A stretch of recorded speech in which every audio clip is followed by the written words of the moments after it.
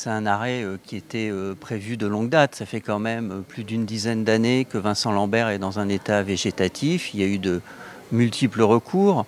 L'ensemble des principes de la loi, la collégialité, le recueil autant que faire se peut de la volonté du patient, la consultation de la famille et l'absence d'obstination déraisonnable ont été appliqués et ça me paraît être une sage décision.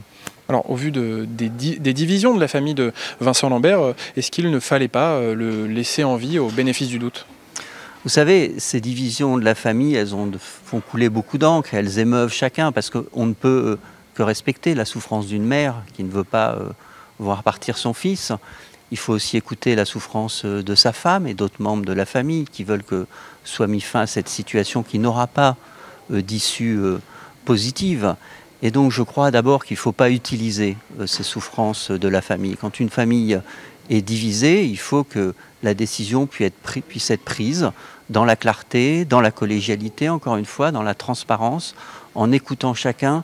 Et c'est ce qui a été fait. Donc moi j'appelle surtout à ce que, à partir de ce cas qui est douloureux et malheureux, on ne l'instrumentalise pas en campagne électorale pour projeter ses propres idées. Et justement, que pensez-vous des réactions politiques, et notamment à droite, chez les Républicains et au Rassemblement national, qui demandent la poursuite des soins?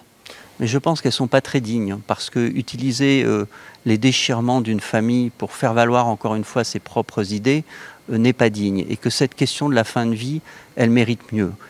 On est d'accord, et je pense qu'il y a un assez large consensus pour dire qu'on meurt mal en France. Et on meurt mal notamment parce que les soins palliatifs ne sont pas assez développés, que les moyens ne sont toujours pas là. On meurt mal aussi parce qu'on n'écoute pas assez les patients et nos concitoyens sur cette question. Et il ne faut pas transformer ce constat d'une mort qui n'est pas dans des conditions satisfaisantes actuellement par l'instrumentalisation d'un cas qui est très spécifique. Alors, est-ce que, comme Raphaël Glucksmann, vous êtes favorable pour aller plus loin dans la législation sur la fin de vie et pour une loi pour le suicide assisté? C'est un vrai débat, mais ce vrai débat, il se mène calmement. Il ne se mène pas sous le coup d'un fait particulier, je ne dirais pas d'un fait divers, mais d'un fait particulier, la situation de Vincent Lambert.